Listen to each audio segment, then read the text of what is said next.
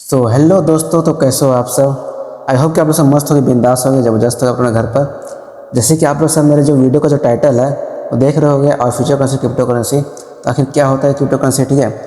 आज मैं आपको बताऊंगा, पूरा A to Z बताऊंगा, ठीक है। कुछ मायने नहीं रहता कि यार आप न्यू हो, पहली बार सुन रहे इसके बारे में। आज आप पूरा जान जाओगे आखिर क्रिप्टो होता क्या है, ठीक ठीक है। चलिए आज का वीडियो स्टार्ट करते हैं and let's move to the screen. Okay okay और फ्यूचर करेंसी क्रिप्टो करेंसी आखिर क्या होता है क्रिप्टो करेंसी, आज हम सीखेंगे, जानेंगे, इसके बारे में समझेंगे, ठीक है। आप लोगों ने यहाँ पे बिटकॉइन का नाम तो सुना ही होगा। बिटकॉइन क्या है? बिटकॉइन एक वर्ल्ड का सबसे पहला क्रिप्टो करेंसी था, ठीक है। चलो यार धीरे धीरे सीखेंगे क्या होता है, ठीक है। तो यहाँ पे जो मैं जो वीडियो देख रहे होंगे, बेसिकली दो तरह के लोग होंगे। पहला वो लोग होंगे जो बिगिनर होंगे, एंड दूसरे वो लोग होंगे जो कि एक्सपीरियंस होंगे, ठीक है। जो कि ऑलरेडी यहाँ पे क्रिप्टो के ऊपर ट्रेड कर रहे हैं, उसको बाई करते हैं, सेल करते हैं, ठीक है, प्रॉफिट बुक करते हैं। तो ये वीडियो दोनों के लिए है, ठीक है। ऐसे यहाँ पे कोई पार्सिटी नहीं कर रहा हूँ मैं दोनों के बीच। ये वीडियो दोनों के लिए, आप दोनों के लिए ये वीडियो बहुत ज़्यादा हेल्पफुल होने वाला है। सब कुछ सीखेंगे, धीरे धीरे सीखेंगे, ठीक है। ओके तो आखिर क्या है ये crypto currency, what is crypto currency, ठीक है। देखो क्रिप्टो करेंसी क्या होता है। क्रिप्टो करेंसी बेसिकली एक डिजिटल करेंसी होती है। लाइक हमारा जो इंडियन रुपीज़ जो INR होता है वो हम लोग फिजिकली टच करते हैं, ठीक है।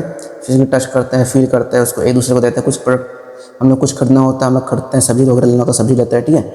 बट जो क्रिप्टो होता है ना वो बेसिकली डिजिटली बेस होता है, ठीक है। इसको हम लोग टच नहीं कर सकते, इसको फील नहीं कर सकते हैं। इसके यहाँ पर लिखा हुआ है क्रिप्टो करेंसी, ठीक है। यहाँ पे देखो crypto currency is a electronic or a digital currency which can be used for buying and selling a product. Hence, it is digital assets. So the user have to keep it safe in their crypto digital wallet. It can't be touched physically, but it can't be used for, but it can be used for online transaction like GPay, PhonePe, etc. ठीक है। तो जैसे कि मैंने already बताया कि जो crypto currency होता है उसको हम लोग फिजिकली टच नहीं कर सकते, ठीक है। हमारे जैसे जो हमारे जो 500 का नोट या 100 रुपये का जो नोट होता है, हम लोग उसको टच करते हैं, फील करते हैं, ठीक है, किसी से एक्सचेंज कर सकते हैं, ठीक है। लेकिन क्रिप्टो करेंसी ऐसा नहीं होता। उसको हम लोग बेसिकली एक वॉलेट होता है, क्रिप्टो वॉलेट होता है, जिसमें हम लोग उसको स्टोर करते हैं, ठीक है। अब क्रिप्टो वॉलेट क्या कैसे बनाया जाता है, वो क्या होता है, ठीक है, हम लोग आगे सीखेंगे, ठीक है। तो इतना समझ गए। Basically crypto currency digital currency, इसको हम लोग किसी से कुछ खरीदना होता है, हम उसको भी दे देंगे क्रिप्टो करेंसी, बदले वो हमें कुछ सामान देगा, ठीक है। समझ गए इतना। अब हम लोग नेक्स्ट बढ़ते हैं। आखिर क्रिप्टो का शुरुआत कहाँ से हुआ, ठीक है। तो क्रिप्टो का शुरुआत हुआ था सतोशी नाकामोटो। सतोशी नाकामोटो का एक बंदा था, ठीक है। बंदा बोलो या फिर कोई इंस्टीट्यूशन या फिर कोई ग्रुप ऑफ पर्सन्स बोल सकते हो। मतलब समझ जाओ कि जो सतोशी नाकामोटो अभी तक कौन है, ये अभी तक मिस्ट्री बन के रह गया, ठीक है। बेसिकली क्या हुआ था, सतोशी नाकामोटो ने यहाँ पे एक आर्टिकल पब्लिश किया था 2008 में, 31 अक्टूबर 2008 में, जहाँ पे यहाँ पे देख सकते हो, यहाँ पे क्या लिखा, a purely peer to peer versus electronic cash would allow online payments to be send directly from one party to another without going through a financial institution, ठीक है। तो बेसिकली इसने अपने डॉक्यूमेंट्री में इसने ये कहा था कि वो एक ऐसा जनरेशन आने वाला है, वो ऐसा प्रोजेक्ट लाने वाला है जहाँ पे एक ऐसा इलेक्ट्रॉनिक कैश होगा, ठीक है, जिसको हम लोग फिजिकल टच तो नहीं कर पाएंगे, बट हम लोग उसको इलेक्ट्रॉनिक तरीके से यानी डिजिटल तरीके से हम लोग एक जगह से दूसरे जगह उसको ट्रांसफर कर सकते हैं, ठीक है। एंड इसका यूज़ कुछ खरीदने के लिए भी किया जा सकता है या फिर कुछ बेचने के लिए भी किया जा सकता है, ठीक है। तो बेसिकली ये कहा था सतोशी नाकामोटो ने अपने डॉक्यूमेंट्री में, इसने इसको लिखा था, ठीक है। एंड अभी तक सतोशी नाकामोटो कौन है अभी तक पता नहीं किसी को भाई, ठीक है। तो आप अभी जाओ गूगल में सर्च करोगे सतोशी नाकामोटो, तो अभी तक अब वो एक मिस्ट्री बन के रह गया, ठीक है। अभी तक उसका जो रियल फोटो किसी को नहीं पता कौन है, ठीक है। तो हिस्ट्री ऑफ क्रिप्टो करेंसी है। यहाँ पे 2008 में से first crypto currency bitcoin launch by person और ग्रुप ऑफ पर्सन। देखो यहाँ पे, इसलिए यहाँ पे मैंने मेंशन कर दिया है पर्सन्स और ग्रुप ऑफ पर्सन, ठीक है। अभी तक कौन है सतोशी नाकामोटो, अभी तक एक मिस्ट्री बन के रह चुका है Satoshi Nakamoto. But very few knows about it's entity but in 2009, तो बहुत कम ही लोग थे जब क्या हुआ था ना, जब सतोशी नाकामोटो ने 2008 में जब उसने वो आर्टिकल पब्लिश किया, उसने अपने डॉक्यूमेंट्री को रखा पब्लिक में, ठीक है। तो बहुत कम ही लोग इसके बारे में पता था, ठीक है। उस डॉक्यूमेंट्री के बारे में बहुत कम लोग जानते थे। पर क्या हुआ कुछ दिन बाद, इन 2009 EL सल्वाडोर, ठीक है। बेसिकली EL सल्वाडोर किसी बंदे का नाम नहीं है, एक कंट्री है, ठीक है। Accept this digital decentralize asset as legal tender. तो बेसिकली EL सल्वाडोर में क्या हुआ, ये जो बिटकॉइन है ना, इसको एज अ लीगल टेंडर इसको वो लोग अप्रूव करने लगे, ठीक है। इससे क्या हुआ कि भाई अब कोई कंट्री अब किसी कॉइन को अप्रूव करेगा तो जाहिर से बात है डिमांड बढ़ेगी, डिमांड बढ़ेगी तो क्या होगा, प्राइस बढ़ेगा, ठीक है। And by this way bitcoin got its identity in the market, ठीक है। कुछ इस तरीके से क्या हुआ कि बिटकॉइन को उसकी पहचान मिली। And after as it legal tender in El Salvador many it grab the intentions of many investors to invest in bitcoin.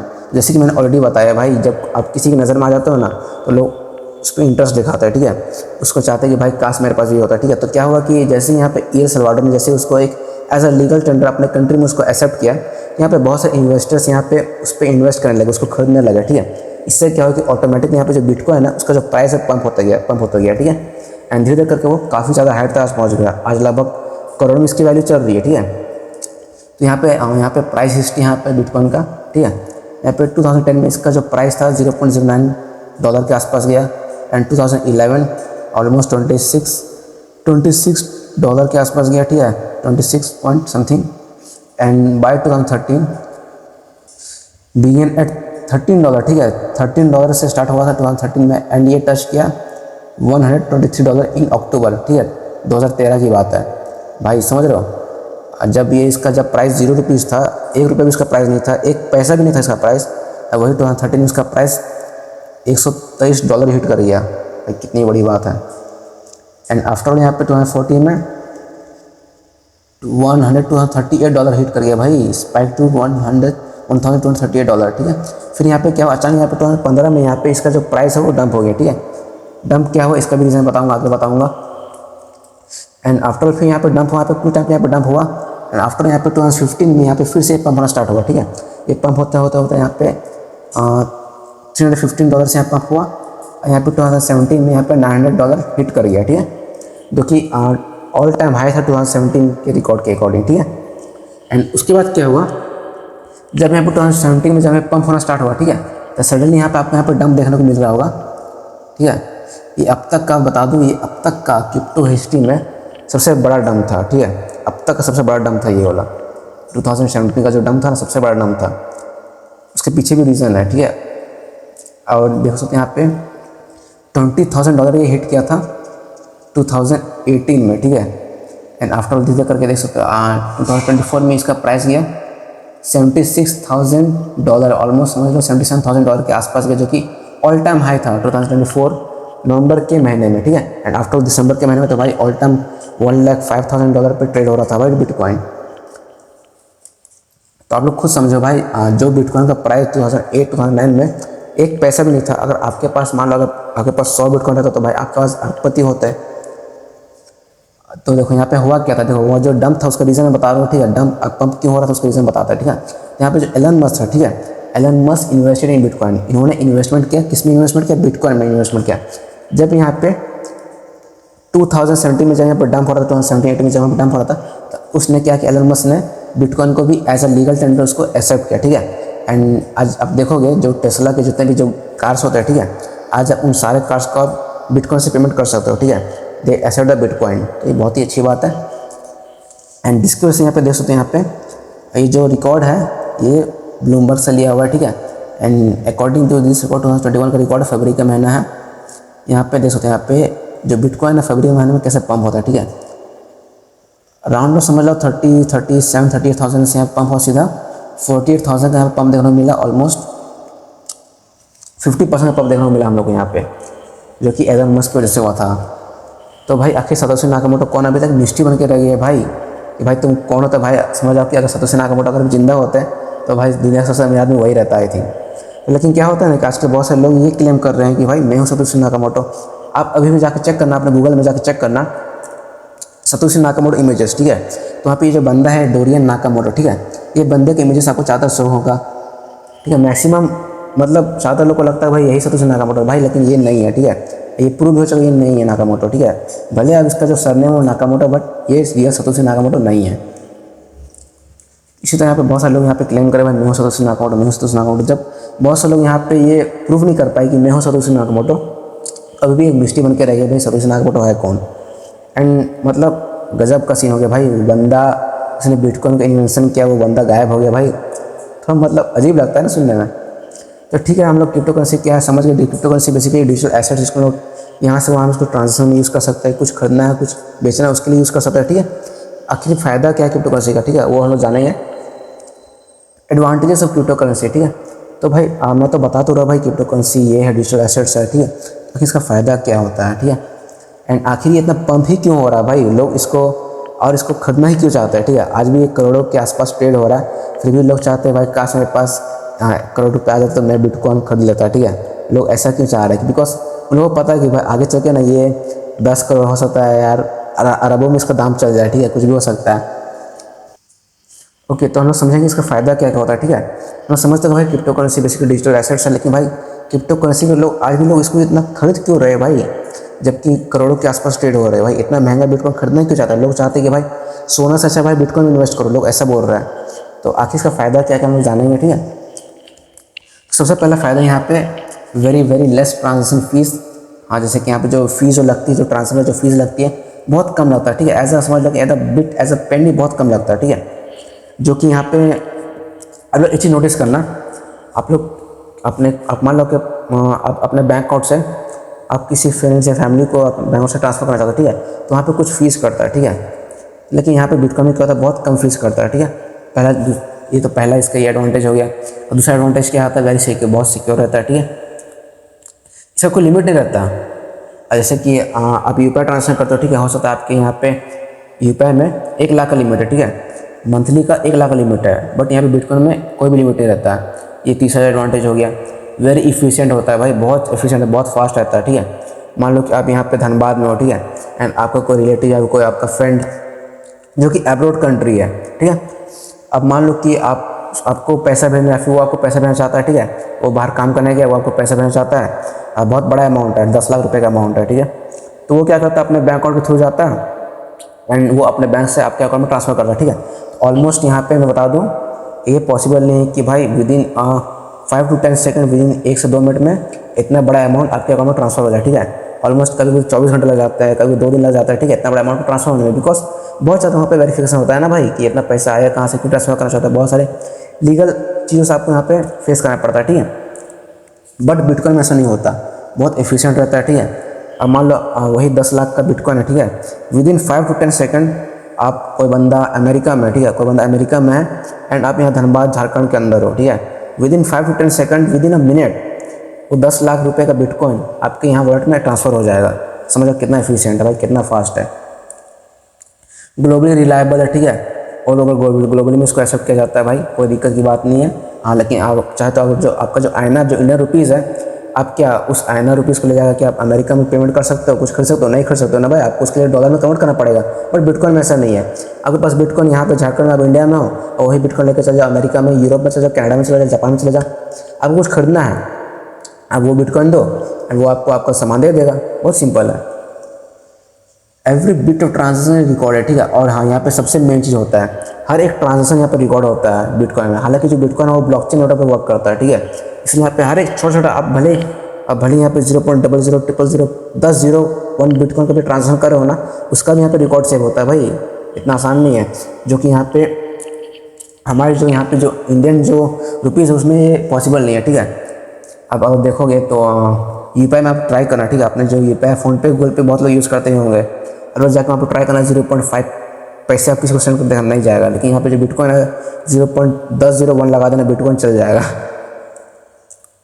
Okay, works in decentralize system, जैसे कि मैंने बताया ब्लॉकचेन नेटवर्क पे काम करता है, ठीक है, डिसेंट्रलाइजली काम करता है, ठीक है, इसलिए इसका ना मतलब कोई अथॉरिटी नहीं होता, इसका कोई सेंट्रल नहीं होता, ठीक है।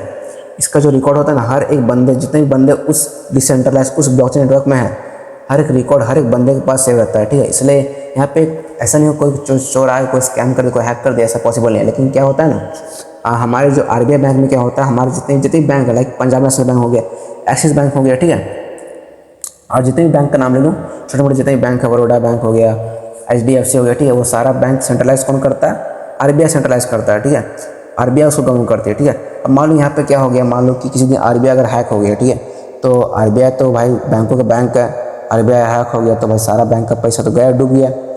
तो ये सब यहाँ पे थोड़ा डर रहता है भाई सेंट्रलाइज सिस्टम में। राइट्स टू आवर मनी, भाई आपको जितना पैसा है इतना ही पैसा आपके पास रहेगा, घटेगा नहीं, समझ रहे हो।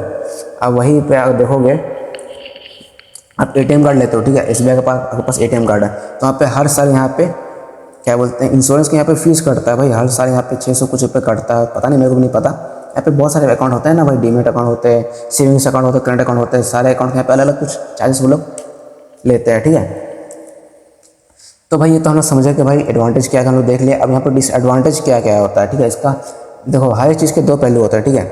कुछ अच्छा होता है तो कुछ बुरा भी होता है, ठीक। उसी तरह यहाँ पे क्रिप्टो में कुछ बुरा भी होता है। बुरा क्या होता है देखते हैं, डिसएडवांटेजेस ऑफ क्रिप्टो करेंसी, ठीक है। पहला नंबर क्या है, money laundering cases are increasing because this is not centralize by any government और इंस्टीट्यूशन, ठीक है। जैसे कि मैंने ऑलरेडी बताया कि भाई ये डिसेंट्रलाइज सिस्टम पर काम करता है, ठीक है।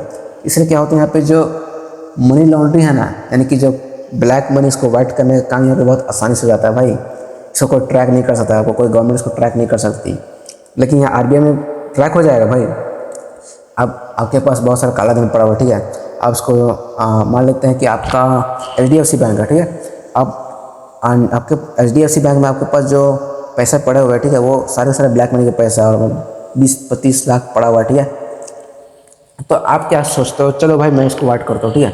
आप क्या करोगे, आप अपने इसको दूसरे किसी दोस्त के अकाउंट में ट्रांसफ़र करोगे या फिर किसी रिलेटिव के अकाउंट में ट्रांसफ़र करोगे, ठीक है। तो अपने उसके अकाउंट जैसे ट्रांसफ़र करोगे तो क्या होगा कि यहाँ पे आरबीआई नज़र रखे रहती है, ठीक है। आपके अकाउंट का जो ट्रांजेक्शन जो रहता है रिकॉर्ड, जो ट्रैक रहता है ना, हर एक चीज़ को ट्रैक करती है, ठीक है। यहाँ पे इनकम टैक्स डिपार्टमेंट वाले लोग अलग नज़र रखते हैं और यहाँ पे आरबीआई भी आपका ऊपर नज़र रखती है, ठीक है। अब जैसे ही 25 लाख अपने अकाउंट से अपने किसी दोस्त किसी रिश्तेदार के अकाउंट में भेजोगे, उन लोग को शक हो जाएगा, भाई इसका एनुअल इनकम तो इतना है भाई, इसका एनुअल इनकम 5 लाख है, अचानक यहाँ पे 25-30 लाख का यहाँ पे ट्रांसफ़र कर रहा है भाई, कैसे, ठीक है। इस तरह से यहाँ पे वो लोग रेड भी कर सकते हैं, ठीक है। बट यहाँ पे डिसेंट्रलाइज में से कुछ नहीं होता है, ठीक है। आप 25 लाख भेजो, करोड़ भेजो, 10 करोड़ भेजो, कुछ नहीं होता, कोई इसको ट्रैक नहीं कर सकता, ठीक है। सेकंड पॉइंट क्या है, यहाँ पे वेरी मच वोलेटाइल होता है, hence there is no control of any authority. जैसे कि मैंने बताया कि यहाँ पे कोई भी सेंट्रलाइज सिस्टम का फंडा नहीं है, इसलिए काफ़ी ज़्यादा वोलेटाइल होता है, ठीक है। जो बिटकॉइन होता है, जो या फिर जितने भी क्रिप्टो करेंसी होते हैं, ठीक है, उसका प्राइस तभी बढ़ता है अकॉर्डिंग टू मार्केट डिमांड, ठीक है। जितने लोग उसको एक्सेप्ट करते हैं, जितने लोग उसको बाई करते हैं, जितने लोग उसको खरीदते हैं, अकॉर्डिंग टू दैट उसका जो प्राइस होता है पंप होता है, ठीक है। अगर लोग उसको बेचेंगे, उसको खरीदना छोड़ देंगे तो उसका प्राइस ऑटोमेटिकली डंप होता है, ठीक है। तो सिंपल सा फंडा है भाई क्रिप्टो का। And if your crypto wallet account get hack और if you forget your password then you will lose all your assets, ठीक है। तो भाई पासवर्ड भूलने का ही नहीं, सिंपल सा बात है, पासवर्ड भूलने का ही नहीं। देखो अपने क्रिप्टो वॉलेट में आपके पास मान लेते हैं 1 करोड़ का पूरा एसेट पड़ा हुआ, ठीक है। बिटकॉइन है, डॉजकॉइन है, इथेरियम कॉइन है, जो भी कॉइन है, एंड मतलब टोटल ओवरव्यू देखा जाए तो 10 करोड़ का कुछ अमाउंट पड़ा हुआ है, ठीक है। लेकिन सडनली क्या होता है कि जब आपने पासवर्ड सेव किया था, ठीक है, एंड जब आप लॉगिन कर रहे हो तो आप पासवर्ड भूल गए, तो भाई उस कंडीशन में क्या होगा भाई, आपका पूरा वॉलेट चला जाएगा, पूरा पैसा चला जाएगा। तो भाई इसमें पासवर्ड भूलने का नहीं, ठीक है। आप जब भी पासवर्ड सेव करो क्रिप्टो वॉलेट में, उसको ध्यान रखना कहीं एक सेव उसको सिक्योर करके रख लेना, ठीक है। नंबर 4 पॉइंट क्या है यहाँ पे, we can't touch it physically और कैरी। भाई ये तो मैंने बताया था भाई, उसको फिजिकली टच नहीं कर सकते भाई। एंड आई डोंट थिंक भाई ये डिसएडवांटेज होगा इसका। तो भाई वाई क्रिप्टो करेंसीज और फ्यूचर करेंसी, ठीक है। आखिर क्रिप्टो करेंसी क्यों फ्यूचर करेंसी है भाई। ओके, तो सबसे पहला चीज़ है कि ये डिसेंट्रलाइज होता है, ठीक है। इसकी मैंने आपको ऑलरेडी बताया कि भाई जो बिटकॉइन या फिर जितनी क्रिप्टो करेंसी होती है सारे के सारे एक ब्लॉकचेन नेटवर्क पे काम करता है, ठीक है। तो डिसेंट्रलाइज होने का फ़ायदा क्या रहता है कि आप कुछ भी ट्रांसफर करो, किसी को पैसा भेजो, ठीक है, हर एक छोटा ट्रांजेक्शन हर एक यूज़र के पास रिकॉर्ड रहता है, ठीक है। अब बट क्या होता है सेंट्रलाइज में ऐसा नहीं होता। जैसे कि मैंने आपको एग्जाम्पल बताया आरबीआई का, ठीक है। आप किसी को पैसा भेज रहे हो, ठीक है, सबका रिकॉर्ड आप चाहे आप यहाँ से आप यहाँ धनबाद में हो या फिर आपको कोई friend like abroad country America Europe में हो, ठीक है, वो आपको पैसा भेज रहे हैं, आप उसको भेज रहे हो, ठीक है, उसका हर एक रिकॉर्ड जो होता है ना आरबीआई के पास रहता है, ठीक है। बट डिसेंट्रलाइज में कुछ नहीं होता, यहाँ पे रिकॉर्ड उन्हीं के पास जो कि इस नेटवर्क के ऊपर काम कर रहे होता है, ठीक है। ये पहला चीज़ है। एंड सेकंड चीज़ यहाँ पे क्या होता है, सेंट्रलाइज वर्सेस डिसेंट्रलाइज, ठीक है। आखिर ये सेंट्रलाइज वर्सेस डिसेंट्रलाइज, इसके मैंने आपको यहाँ पे इमेज यहाँ पे रखा हुआ है आप लोग को अच्छा समझने के लिए। ये सेंट्रलाइज ऑर्गेनाइजेशन है, देखो जैसे कि मैंने आपको बताया, समझ जाओ कि ये सारे के सारे बैंक के यूज़र्स हैं, ठीक है। ये एचडीएफसी बैंक है, इसका इस बंदे का पीएनबी बैंक है, बड़ौदा एचडीएफसी, ठीक है, जो भी है। एंड ये आरबीआई है, ठीक है। तो ये आरबीआई लोग ट्रांजेक्शन करेंगे, ठीक है। ये बंदा है धनबाद में है, ये बंदा है अमेरिका में, ठीक है। ये बंदा इसको पैसा भेजता है, ठीक है। तो ये गुजरता जो ट्रांजेक्शन हो रहा है, जो ट्रैक हो रहा है, वो इस आरबीआई के पास रिकॉर्ड रहता है, ठीक है, कि इसने इतना अमाउंट इस दिन इतने बजे इसको भेजा इस बंदे को, ठीक है। बट डिसेंट्रलाइज में क्या होता है, यहाँ पे जो रिकॉर्ड रहता है ना वो हर एक बंदे के पास रहता है, ठीक है। ये बंदा यहाँ से यहाँ भेजे, चाहे वो बंदा अमेरिका में, ये बंदा अमेरिका से जापान इसको भेजा, तो जो जितने भी अमाउंट उसने भेजा उसका रिकॉर्ड हर एक जन के पास स्टोर रहेगा, जितने भी लोग उस डिसेंट्रलाइज नेटवर्क पे ऊपर काम कर रहे होंगे, ठीक है। बट यहाँ पे क्या होता है कि लाइक समझ लो कि ये बंदा इसका दोस्त है, ठीक है, इसने इसको पैसा तो भेजा, तो इसका रिकॉर्ड सिर्फ इस जो सेंट्रलाइज जो RBI है उसी के पास स्टोर है, बट इन सारे लोगों को कुछ पता नहीं रहेगा, ठीक है। तो ये फ़र्क होता है सेंट्रलाइज और डिसेंट्रलाइज के बीच में, ठीक है। ये देख सकते हो, ये डिसेंट्रलाइज के यहाँ पे एक इमेज है, यहाँ पे किस तरह से लोग एक दूसरे से कनेक्टेड रहते हैं, ठीक है। अब सेकंड चीज़ यहाँ पे क्या होता है, efficient globally transfer with the bit of fees. जैसे कि मैंने आपको ऑलरेडी यहाँ पे एडवांटेज में इसको लिखा था कि बहुत ही कम फीस लगता है भाई, आप इसको ग्लोबली ट्रेड कर सकते हो, ग्लोबली आप यहाँ से वहाँ भेज सकते हो, ठीक है। फीस बहुत कम लगता है, ठीक है, ना के बराबर समझ लगता है। इजीली ट्रांसफ़र ग्लोबली, ठीक है, वही सेम बात है। अब बंदा बहुत दूर में है, यूरोप अदर कंट्रीज़ में है, आप यहाँ पे हो, with in a second with in a minute आपका जो पैसा है वो ट्रांसफ़र हो जाता है, ठीक है। वर्क्स ऑन ब्लॉकचेन टेक्नोलॉजी, ठीक है। ब्लॉकचेन टेक्नोलॉजी सेम डिसेंट्रलाइज होता है, ज़्यादा कुछ डिफरेंस नहीं होता उसके बीच में। आखिर एक ब्लॉकचेन काम कैसे करता है, ठीक है, हाउ ब्लॉकचेन वर्क्स, ठीक है। बहुत लोगों ने ये सोचा कि भाई ब्लॉकचेन तो मैं बोल रहा हूँ, बट वो काम कैसे करता है। आप लोग समझ गए होंगे कि भाई सेंट्रलाइज और डिसेंट्रलाइज में क्या डिफरेंस होता है, ठीक है। लेकिन ये जो ब्लॉकचेन जो सिस्टम है ये काम कैसे करता है, जैसे कि मान लो कि आपको यहाँ पे किसी को ट्रांसफर भेजना है, ठीक है। तो यहाँ पे आप ये यूज़र हो, ठीक है, आपने यहाँ पे ट्रांसफर रिक्वेस्ट यहाँ पे क्रिएट किया, फिर क्या हो कि एक यहाँ पे एक समझ लो कि जस्ट इमेजिन करो यहाँ पे एक ब्लॉक क्रिएट हो जाता है, ठीक है। आपके नाम पे इतने अमाउंट का एक ब्लॉक क्रिएट हो जाता है, एंड वो जो ब्लॉक है सीधा जितने भी लोग उस ब्लॉकचेन नेटवर्क में, उस डिसेंट्रलाइज नेटवर्क में जितने भी लोग काम करेंगे या फिर जितने लोग उसका यूज़ करते हैं, ठीक है, उसका डेटा हर एक के पास रह जाता है कि भाई ये बंदा इतना पैसा का इतना अमाउंट वो रिक्वेस्ट कर रहा है किसी को भेजने के लिए, ठीक है। तो ये सबके पास रिक्वेस्ट आता है, क्या हम लोग को इसको अप्रूव करना चाहिए या नहीं करना चाहिए, ठीक है। तो डिसाइड मेजोरिटी करती है। अगर मेजोरिटी अगर यहाँ पे बोलती है कि हाँ ये जो ट्रांजेक्शन हो रहा है ये एकदम रियल है, ठीक है, कोई यहाँ पे स्कैम वगैरह का ट्रांजेक्शन नहीं है, अगर वो लोग अप्रूव करती है कि भाई मेजोरिटी यहाँ पे साथ देती है। अगर मान लो कि यहाँ पे 100 बंदे हैं, ठीक है, 100 बंदे उस ब्लॉकचेन नेटवर्क पे काम कर रहे हैं, ठीक है, उस ब्लॉकचेन नेटवर्क का यूज़ कर रहे हैं, ठीक है। आपको यहाँ पे पैसा भेजना है, ठीक है, आपको यहाँ पे 10,000 का अमाउंट भेजना है, ठीक है। 10,000 अमाउंट तो कोई बड़ी बात नहीं होती है। 10,000 का मतलब 10,000 का पास इथेरियम कॉइन, आप 10,000 का इथेरियम कॉइन बेच किसी को दे रहे हो, ठीक है। यहाँ पे आपका ब्लॉक क्रिएट हो इतने अमाउंट का इस एड्रेस के नाम से, ठीक है। इनके पास वो डेटा है कि भाई इतना हम लोग को अप्रूव करना चाहिए नहीं चाहिए। फिर वो डेटा यहाँ चेक करते हैं, सब लोग देखते हैं भाई ज़्यादा अमाउंट नहीं है, एड्रेस सब जेन्युइन है, ठीक है। जब वो लोग अप्रूव करते हैं तब जाके यहाँ पे आपका ट्रांजेक्शन सक्सेसफुल हो जाता है, ठीक है। तब जाके यहाँ पे न्यू ब्लॉक यहाँ पे ऐड हो जाता है, ठीक है। इस तरीके से यहाँ पे ब्लॉकचेन काम करता है। ओके, तो इन्फ्लेशन रेट, ठीक है, इन्फ्लेशन प्रोटेक्शन बहुत ज़्यादा यहाँ पे मायने रखते हैं यहाँ पे क्रिप्टो में, ठीक है। जैसे कि यहाँ पे सबसे पहले बताओ यहाँ इन्फ्लेशन मतलब क्या होता है। इन्फ्लेशन मतलब होता है महंगाई होता है, ठीक है। देख सकते हो यहाँ पे स्टेट वाइज यहाँ पे मैंने यहाँ पे एक इमेज डाला हुआ है, state wise inflation in India, ठीक है। यहाँ पे महंगाई का दर देख सकते हो, यहाँ पे कंपेरिजन करो यहाँ पे अलग अलग स्टेट का, ठीक है। और यहाँ पे कंपेरिजन को यहाँ पे झारखंड का, ठीक है। यहाँ पे झारखंड में देखो 5.47% यहाँ पे महंगाई है, तो उसके कंपेरिजन पे ओडिशा को यहाँ पे ज़्यादा महंगाई है, ठीक है। अगर आप यहाँ पे कोई सब्जी अगर झारखंड में लोगे तो उसके कंपेरिजन में ओडिशा में वो ज़्यादा महंगा पड़ेगा, ठीक है। ठीक उसी तरह यहाँ पे रेड वाला सबसे ज़्यादा ये है इन्फ्लेशन रेट, सबसे ज़्यादा इसका मणिपुर का है ना 10.57%, ठीक है। तो समझ जाओ कि 10.57% मतलब झारखंड में कोई सब्जी अगर 10 रुपये का तो वही सब्जी यहाँ मणिपुर में 20 रुपये का बिकेगा। तो ये महंगाई दर है, ठीक है। तो भाई ये क्या बोलते हैं इन्फ्लेशन रेट से भी हम लोग को बचाता है भाई क्रिप्टो करेंसीज। बचाता कैसे है भाई, जितना ज़रूरत है इतना ही चाहिए उसको, ठीक है। जैसे कि मैंने बोला कि भाई देखो मान लो किसी सब्जी वाले के पास 10 किलो आलू है, ठीक है। एंड यहाँ पे खरीदने वाले लोग हैं 10 लोग हैं, ठीक है। लेकिन सभी 10 लोगों को चाहिए 10 किलो आलू चाहिए सब लोगों को। तो भाई आप लोग खुद ही सोचो कि भाई सब्जी वाला पैसा किसको मतलब आलू किसको बेचेगा। ऑब्वियसली सिंपल सी बात है भाई, जो ज़्यादा पैसा देगा उसी को बेचेगा। इससे क्या हो कि जो आलू है, आलू तो भाई लिमिटेड है 10 किलो है और खरीदने वाला 10 लोग है। एंड सब हर एक जितने भी जो 10 लोग हैं ना, हर एक जन को 10 किलो ही आलू चाहिए। इससे क्या हो कि जो सब्जी वाला है वो ऑटोमेटिकली अपने आलू का प्राइस बढ़ा देगा, ठीक है। आलू मान लो कि 100 रुपये में वो 10 किलो बेच रहा था, तो 100 रुपये से बोले 500 रुपये, जो 500 रुपये देगा। एंड सभी के पास 500 रुपये भी है, लेकिन जिसके पास यहाँ 510 रुपये होगा ना, सब्जी वाला आलू उसी को बेचेगा, ठीक है। इस तरीके से यहाँ पे इन्फ्लेशन महंगाई का दर यहाँ पे काम कर रहा है, ठीक है। तो क्रिप्टो में क्या होता है कि यहाँ पे जितना ज़रूरत होता है इतना ही वो लोग खरीदते हैं, उसी के हिसाब से यहाँ पे प्राइस पंप होता है, ठीक है। बट यहाँ पे INR इंडियन रुपीज़ में सब कुछ नहीं होता, ठीक है। यहाँ पे नंबर 5 पॉइंट क्या है, globally direct transfer to the receiver without involving the third person. जैसे कि मैंने बताया कि ये डिसेंट्रलाइज सिस्टम है, ब्लॉकचेन पर काम करता है। यहाँ पे कोई सेंट्रल नहीं होता, कोई भी गवर्नमेंट, कोई भी इंस्टीट्यूशन नहीं होता है बीच में, कोई भी ट्रांजेक्शन का ट्रैक रिकॉर्ड करने के लिए, ठीक है। तो बिना झंझट के, बिना झिझक के, इसे तो भाई काला धन भी इजीली सफ़ेद हो जाता है भाई क्रिप्टो में, ठीक है। अब जैसे कि अभी रिसेंटली यहाँ पे बाइबिट आपने हैक सुना ही होगा, ठीक है, बहुत बड़ा, जो कि वर्ल्ड का सबसे बड़ा हैक था, ठीक है। ऑलमोस्ट कितना 1.5 बिलियन डॉलर के यहाँ पे इथेरियम, मतलब लगभग 10,000 करोड़ के यहाँ पे इथेरियम का यहाँ पे हैक हो गया, ठीक है। तो यहाँ पे बाइबिट के ऑनर भी खुश है भाई, क्योंकि भाई खुश तो रहेंगे भाई, क्योंकि उसके कोल्ड वॉलेट में ऑलरेडी 16.5 बिलियन पड़ा हुआ था भाई। तो क्या फ़ायदा है उसका, खुद का 16.5 बिलियन पड़ा हुआ भाई, 1.5 बिलियन चोरी भी हो गया तो क्या उसको कुछ फर्क नहीं पड़ रहा है, ठीक है। ये और फंडा होता है। तो यहाँ पे कोई भी थर्ड पार्टी आपको यहाँ पे ट्रैक नहीं कर सकती, ठीक है। आप बिंदास एक दूसरे जगह ट्रांसफ़र कर सकते हो।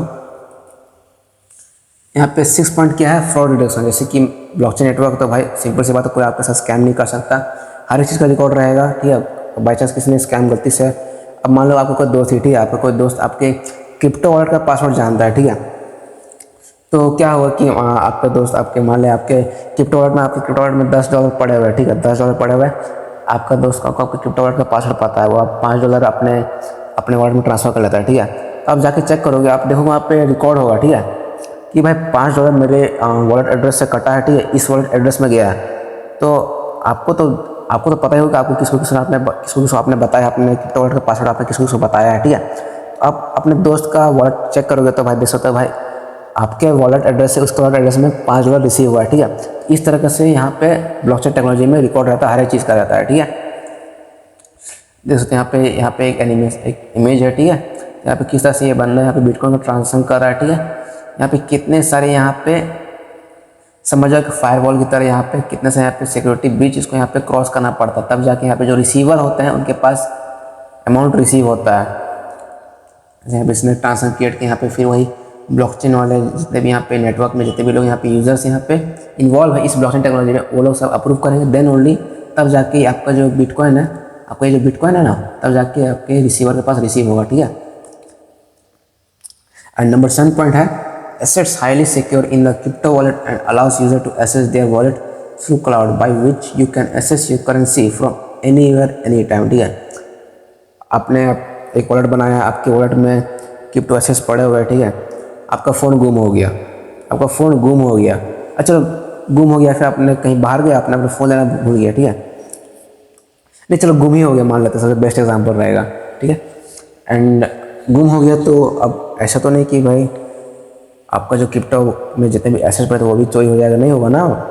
तो वो बेसिकली क्या होता है, वो आपका क्लाउड में स्टोर रहता है, ठीक है। आपको पासवर्ड पता होना चाहिए, ठीक है। जैसे इसे मैंने बोला कि भाई पासवर्ड आप कहीं अच्छे जगह उसको लिख करके सिक्योर करके रख लो, ठीक है। आपका फ़ोन चोरी भी हो जाए ना, आपका जो क्रिप्टो एसेट्स वो कोई चोरी नहीं कर सकता जब तक आप किसी को पासवर्ड रिवील ना कर दो, ठीक है। ये सबसे मेन चीज़ होती है। आपका फ़ोन गुम भी हो जाए, ठीक है, आपने बाइनेंस वेब3 में आपने कुछ एसेट्स रखे थे, चलो बाइनेंस वेब3 बेसिकली एक एक्सचेंज है, ठीक है, बाइनेंस के वेब3 वॉलेट है, आप लोग उसमें कुछ एसेट्स रखे हुए थे, ठीक है। आपको पासवर्ड पता था, आपने लॉगिन किया दूसरे फ़ोन से, किसी नए फ़ोन, अभी किसी दूसरे फ़ोन से लॉगिन किया, अपने फट से उस अपने एसेट्स को अपने नए एड्रेस में ट्रांसफ़र कर लिया, कोई दिक्कत नहीं है। ओके, जैसे कि यहाँ पे देख सकते हैं, यहाँ पे एक ही वॉलेट में यहाँ पे बहुत सारे मल्टीपल यहाँ पे क्रिप्टो करेंसीज आप यहाँ पे रख सकते हो, ठीक है। जैसे कि यहाँ पे दोस्तों यहाँ पे एक वेब3 यहाँ पे वॉलेट है, एंड यहाँ पे बहुत अलग अलग यहाँ पे कॉइन्स पड़े हुए हैं, ठीक है। बिटकॉइन है, बाइनेंस कॉइन है, इथेरियम कॉइन है, ठीक है। हाँ, तो यहाँ पे मैं एक चीज़ क्लियर कर दूँ, ठीक है। यहाँ पे जरूरी नहीं होता कि आप यहाँ पे अलग अलग कॉइन के लिए यहाँ पे आप अलग अलग वॉलेट क्रिएट करो, ठीक है। अब एक क्रिप्टो वॉलेट में यहाँ पे बहुत सारे क्रिप्टो करेंसीज रख सकते हो, जैसे यहाँ पे देख सकते हैं, यहाँ पे बिटकॉइन है, बाइनेंस कॉइन है, इथेरियम कॉइन है, लाइट कॉइन है, XRP है, ठीक है। तो आपको बस एक सिंपल से एक क्रिप्टो वॉलेट क्रिएट करना है, एंड उसी क्रिप्टो वॉलेट के अंदर बहुत सारे क्रिप्टो कॉइन्स को रख सकते हो। मैंने ये इसलिए क्लियर कर दी कि बिकॉज आई थिंक बहुत लोगों को डाउट हो रहा होगा कि भाई कहीं हाँ हर एक कॉइन के लिए अलग यहाँ पे वॉलेट क्रिएट तो करना नहीं पड़ता है, ठीक है। इसलिए मैंने इसको क्लियर कर दिया। ओके, एंड नंबर 8 में है नो फियर ऑफ डिमोनेटाइजेशन, ठीक है। जैसे कि आप लोग एक एग्जांपल दिखाता हूँ आप लोग को, ठीक है, आप लोग समझ जाओगे अच्छे से, ठीक है। ये बात है 8 नवंबर 2016 की। आप लोग को पता है क्या होता है उस दिन? गेस करो। मोदी जी ने यहाँ पे क्या किया था, 500 और 1000 के नोट को यहाँ पे डिमोनेटाइज कर दिया था, ठीक है। नोटबंदी कर दी थी इंडिया में, ठीक। 8 नवंबर 2016 के दिन रात के 12 बज रहे थे, मोदी जी रात के साथ यहाँ पे सो रहे हैं मस्त अपने अपने अपने घर में। यहाँ पे मोदी जी रात को यहाँ पे ऐलान कर देते हैं कि 1000 का नोट अब बंद करो, नहीं चलेंगे नहीं चलेंगे, ठीक है। लेकिन क्रिप्टो में ऐसा कुछ नहीं होता, ठीक है। क्रिप्टो को कोई भी गवर्नमेंट उसको ये ऑथोराइज नहीं करती, कोई भी इंस्टीट्यूशन उसको ऑर्गेनाइज नहीं करता, इसलिए क्रिप्टो को कोई भी डिमोनेटाइज नहीं कर सकता, ठीक है। इस तरह से क्या होता है कि आपको जो क्रिप्टो एसेट्स वो हमेशा सेफ रहता है, ठीक है। अब जब ये मोदी जी ने जब ये ऐलान किया था, जब नोटबंदी हुई थी, जब 8 नवंबर 2016 में, तब यहाँ पे क्या होता है कि यहाँ पे लोगों को बहुत सारे प्रॉब्लम्स को फेस करना पड़ता है। क्या प्रॉब्लम फेस करना पड़ता है देख सकते हैं यहाँ पे, people standing in front of banks to exchange their old notes to the new notes, ठीक है। अब जाहिर से बात है भाई, पुराना नोट बंद हो गया तो भाई आप आदमी तो जाएंगे ना बैंक, भाई क्यों मेरे को नए नोट चाहिए, है कि नहीं। देखो यहाँ पे कितनी ज़्यादा भीड़ है यहाँ पे बैंक ऑफ इंडिया के सामने, लोग यहाँ पे कतार में खड़े हुए हैं, ठीक है। यहाँ पे लोग अपने अपने नोट लेकर आ रहे हैं, अपने आधार कार्ड लेकर आ रहे हैं वेरीफाई करिए भाई तुम वही बंदे तो हो नहीं, कहीं तुम्हारा जो नोट है वो कहीं काला धन का तो नोट नहीं है, ठीक है। इस तरीके से यहाँ पे प्रॉब्लम फेस करना पड़ा था इंडियन सिटीजन्स को, ठीक है। तो इन सब चीज़ों से आप बच सकते हो अगर आपके पास क्रिप्टो कॉइन्स अगर आपके पास पड़े हुए हैं तो, ठीक है। अब यहाँ पे आप लोगों के माइंड में क्वेश्चन आ रहा होगा कि भाई how to buy and where to buy crypto coins, ठीक है। कैसे मतलब उसका भी सोल्यूशन बताऊंगा, सब कुछ बताऊंगा, ठीक है। अब तक मैंने आपको पता क्रिप्टो क्या होता है, उसका फ़ायदा क्या क्या होता है, उसको क्यों उसका यूज़ कैसे किया जाता है, ठीक है। उसका प्राइस कैसे बढ़ता है, सब कुछ समझ गए होंगे। एंड अभी बात करेंगे उसको खरीदना कैसे है, इसको स्टोर कहाँ पर करना है, ठीक है। सब कुछ बताऊँगा अभी इस वीडियो में। चलो यार, इसके लिए हम लोग जाना पड़ेगा अपने फ़ोन की स्क्रीन पर, ठीक है। न्यूज़ मैंने अपने फ़ोन पे अपना जो जितने भी जो मेरे क्रिप्टो वॉलेट है, जितने भी एक्सचेंज है, ठीक है, सब कुछ मैं आपको बताऊँगा अपने फ़ोन की स्क्रीन पर। चलो, तो यहाँ पे बेसिकली 2 तरीके होते हैं बाई करने का, ठीक है। यहाँ पे पहला तरीका क्या होता है, बाई फ्रॉम CEX। अभी CEX क्या होता है, CEX मतलब होता है सेंट्रलाइज एक्सचेंज, ठीक है। लाइक बाइनेंस हो गया, बाईबिट हो गया, बिटगेट हो गया, कॉइनडिसेस हो गया, ठीक है। तो बेसिकली ये जो सारे के सारे जो यहाँ पे जो मैंने यहाँ पे लिख के रखा हुआ है ना, ये सारे के सारे सेंट्रलाइज एक्सचेंज है, ठीक है। अब यहाँ पे दूसरा तरीका क्या होता है, सेकंड वे क्या है, बाय फ्रॉम DEX यानी कि डिसेंट्रलाइज एक्सचेंज, ठीक है। लाइक टोनकीपर, Stone.fi, यूनिसेफ, पैनकेक एक्सेट्रा, ठीक है। तो बेसिकली यहाँ पे पहला तरीका, दूसरा तरीका। एक पहला तरीका क्या है, सेंट्रलाइज एक्सचेंज से यहाँ पे बाई कर सकते हो। दूसरा तरीका क्या है, डिसेंट्रलाइज एक्सचेंज से बाई कर सकते हो, ठीक है। दोनों तरीका बेस्ट है। चलो अब अपने फ़ोन की स्क्रीन पर जाते हैं और आप लोग को दिखाते हैं कि भाई क्रिप्टो करेंसी बाई कैसे करना है, ठीक है। सब कुछ स्टेप बाय स्टेप बताऊंगा, बाई कैसे करना है, सेल कैसे करना है, उसको स्टोर कैसे करना है, सब कुछ स्टेप बाय स्टेप बताऊंगा, ठीक है। Let's move to the phone screen. तो फाइनली फ्रेंड्स, यहाँ पे मैं अपने फ़ोन की स्क्रीन पर आ चुका हूँ। अभी मैं आप लोग को सब कुछ स्टेप बाय स्टेप सिखाऊंगा किस तरह से यहाँ पे क्रिप्टो करेंसीज को बाई किया जाता है, सेल किया जाता है, उसको किस तरह से लॉन्ग टर्म के लिए इन्वेस्ट किया जाता है, ठीक है। सब कुछ A to Z सब कुछ आपको सिखाऊंगा, ठीक है। तो यहाँ पे आप लोग यहाँ पे मेरे स्क्रीन पर जो देख रहे हैं सारे के सारे जो ऐप्स है, ये बेसिकली सारे ऐप्स एक क्रिप्टो एक्सचेंज है, ठीक है। इनमें से कुछ कुछ एक्सचेंज सेंट्रलाइज है तो कुछ डिसेंट्रलाइज है। अब ये सेंट्रलाइज और डिसेंट्रलाइज का क्या फंड है, इसके बारे में मैं अलग से ही वीडियो बनाऊँगा, पूरा डिटेल वीडियो बनाऊँगा, आप लोग उस वीडियो को देख लेना। तो यहाँ पे एक बाइनेंस नाम का यहाँ पे एक ऐप है, ठीक है। बेसिकली बाइनेंस पूरे वर्ल्ड का, ठीक है, पूरे वर्ल्ड का सबसे टॉप एक्सचेंज है। तो चलिए मैं इसमें आपको सिखाता हूँ। तो जैसे ही मैंने इसको यहाँ पे ओपन किया, यहाँ पे आप लोग देखोगे कॉर्नर में टॉप में यहाँ पे मेरा टोटल वैल्यू शो कर, यहाँ पे मेरे पास कितने डॉलर पड़े हुए हैं मेरे इस बाइनेंस के वॉलेट में। तो अराउंड ऑफ $0.15 के आसपास पड़ा हुआ है। यहाँ पे नीचे एसेट्स में जाकर क्लिक करूँगा तो यहाँ पे मेरे पास कौन कौन से क्रिप्टो कॉइन पड़े हुए हैं, उसका कितना वैल्यू बन रहा है, वो सब कुछ यहाँ पे शो करेगा, लिस्ट दिखा रहे हैं यहाँ पे। इसे यहाँ मेरे पास USDT पड़ा हुआ 0.09 USDT पड़ा हुआ है, जिसके यहाँ पे वैल्यू बनता है 0.09 के अराउंड बन रहा है, ठीक है। मेरे पास BNB कॉइन पड़ा हुआ है 0.408 एंड इसका जो वैल्यू बन रहा है $0.04 का अराउंड बन रहा है। इस तरह यहाँ पे टोन कॉइन है, बॉन्ग कॉइन है। तो इस तरह से आप यहाँ पे जो आपके पास जो भी आपके वॉलेट में जितने भी क्रिप्टो कॉइन्स पड़े हुए हैं ना, उसका आप यहाँ पे लिस्ट देख सकते हो, चेक कर सकते हो, ठीक है, अपने यहाँ एसेट्स में क्लिक करके। एंड अगर आप यहाँ पे होम में जाओगे तो यहाँ पे जितने भी जो कॉइन्स हैं, जितने भी यहाँ पे जो कॉइन्स जो 24 आवर्स में यहाँ पे पंप हुए हैं, उन सबका यहाँ पे लिस्ट शो होने लगेगा, ठीक है। यहाँ पे गेनर्स के सेक्शन में जाओगे तो अगर यहाँ पे मैं लूजर्स के सेक्शन में जाऊँगा तो यहाँ पे 24 आवर्स के अंदर यहाँ पे जितने भी कॉइन्स डंप हुए हैं, ठीक है, जिनमें गिरावट देखने को मिली है उनके प्राइस में, वो सारा का लिस्ट यहाँ पे शो होने लगेगा, ठीक है। ठीक उसी तरह यहाँ पे न्यू वाला सेक्शन में जाओगे तो यहाँ पे कितने ऐसे कॉइन्स जो कि नए नए लिस्ट हुए हैं, नए नए यहाँ पे मार्केट में आए हैं, वो सारे के यहाँ पे लिस्ट शो होने लगेगा। तो कुछ इस तरह से आप यहाँ पे अपना मार्केट यहाँ पे चेक कर सकते हो, ठीक है। अपना यहाँ पे वॉलेट में जाके चेक कर सकते हो कौन कौन से कॉइन यहाँ पे पंप हुए, कौन कौन से कॉइन यहाँ पे डंप हुए हैं, कौन कौन से नए कॉइन यहाँ पे मार्केट पे आए हैं, ठीक है। वो सब कुछ आप यहाँ पे देख सकते हो। एंड यहाँ पे फेवरेट्स में आप अपने जो फेवरेट कुछ कॉइन्स उसको यहाँ पे सेव करके रख सकते हो। लाइक यहाँ पे मैंने सेव करके रखा हुआ BNB सेव करके रखा हुआ है, BTC सेव करके रखा हुआ है, सोलाना सेव करके रखा हुआ है, ठीक है। तो आप यहाँ से ऐड टू फेवरेट्स में जाके आपके जो भी फेवरेट्स कॉइन है जिसमें आप ट्रेड कर रहे हो या फिर आप उन पर ट्रेड करना चाहते हो इन फ्यूचर में, उसको आप यहाँ पे सेव कर सकते हो, ठीक है। अगर हम यहाँ पे मार्केट में जाओगे तो यहाँ पे जो पूरे वर्ल्ड में, ठीक है, पूरे वर्ल्ड में सबसे टॉप कॉइन कितना है, ठीक है, उसका सारा टॉप से टॉप टू बॉटम सारा यहाँ पे लिस्ट फिल्टर आउट होकर आपको शो होने लगेगा, ठीक है। ताकि यहाँ पे देखोगे सबसे टॉप में जो अभी जो कॉइन है वो है बिटकॉइन, जिसका यहाँ पे वैल्यू बनता है $84, $84,000 भाई। अगर आप इंडियन रुपीज़ में कैलकुलेट करके देखो तो अराउंड 75 लाख का एक बिटकॉइन का यहाँ पे प्राइस चल रहा है। सेकंड में हमारा इथेरियम है, थर्ड में USDT है, USDC, फोर्थ में सोलाना, ठीक है। उस तरह से यहाँ पे पूरा लिस्ट यहाँ पे शो हो जाता है, ओके। एंड यहाँ पे ट्रेड में जाओगे, यहाँ पे नीचे एक सेक्शन है ट्रेड में जाओगे तो यहाँ पे आप ट्रेड कर सकते हो। आपने यहाँ पे जो कॉइन आपने सेलेक्ट किया उस पर आप ट्रेड कर सकते हो। एक्चुअली यहाँ पे होम में जाने के बाद यहाँ पे आप लोग सर्च करना, लाइक यहाँ पे मैं सर्च करता हूँ कि चलो यहाँ पे सर्च करते हैं हैमस्टर कॉइन, HMSTR, ओके। तो यहाँ पे हमारा हैमस्टर पेयर USDT शो हो रहा है, ठीक है। इस पर हम क्लिक करेंगे तो इसका जो करंट प्राइस चल रहा है $0.0018 चल रहा है, ठीक है। तो यहाँ पे आप देखोगे यहाँ पे एक बाइंग का ऑप्शन है, एक सेलिंग का ऑप्शन है, ठीक है। अगर यहाँ पे आप थोड़ा सा ऊपर जाओगे तो यहाँ पे पूरा यहाँ पे रिकॉर्ड शो हो रहा है, लाइव रिकॉर्ड शो हो रहा है। यहाँ पे कितना यहाँ पे इधर ये जो ग्रीन वाला जो सेक्शन है ये बाइंग का सेक्शन है, यहाँ पे इतने लोग बाइक कर रहे हैं, इतने क्वान्टिटी में बाइक कर रहे हैं, ठीक है।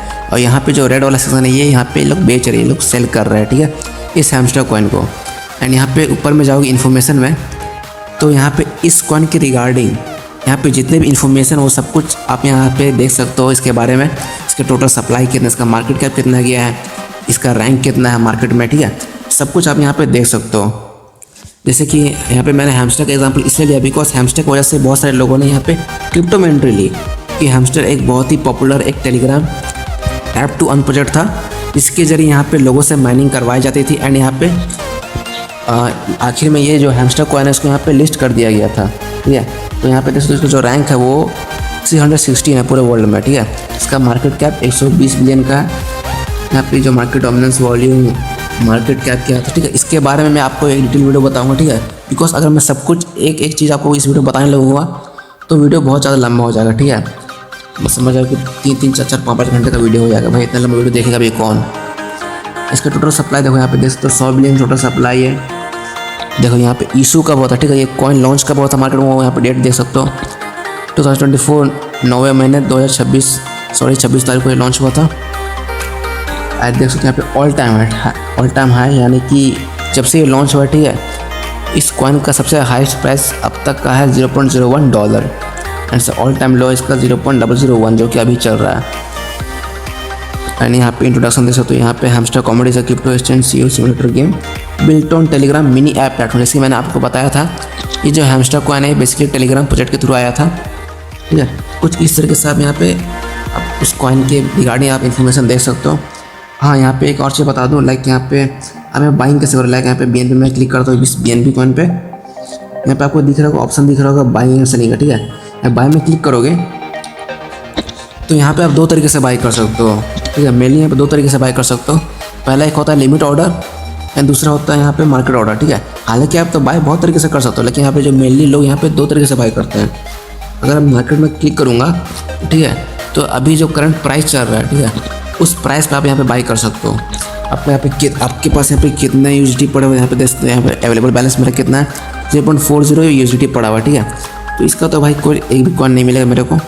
मान लो अगर आपने यहाँ पे $10 का यहाँ पे बाई करोगे, ठीक है, चलो $10 का, तो $10 के अकॉर्डिंग आपको यहाँ पे उसके हिसाब से आपको यहाँ पे BNB कॉइन आपको यहाँ पे प्रोवाइड कर दिया जाएगा। एंड अगर आपके पास BNB कॉइन है तो आप उसको यहाँ पे जो देखोगे यहाँ पे बाय है, इसको आप सेल में क्लिक करेंगे, ठीक है। तो आपके पास यहाँ पे जितने भी BNB कॉइन पड़ेंगे उसका यहाँ पे अमाउंट आपको एंटर करना है, ठीक है। एंड यहाँ पे आपको सेल कर देना है, ओके। आपका सेल होती है यहाँ पे जो जितना आपको यहाँ पे डॉलर बन रहा है वो आपके यहाँ पे सीधा एसेट्स में चला जाएगा यानी वो आपके यहाँ पे USDT में कन्वर्ट होकर यहाँ पे आपका शो होने लगेगा, ठीक है। ये तो होगी बाइंग सेलिंग की बात हो गई।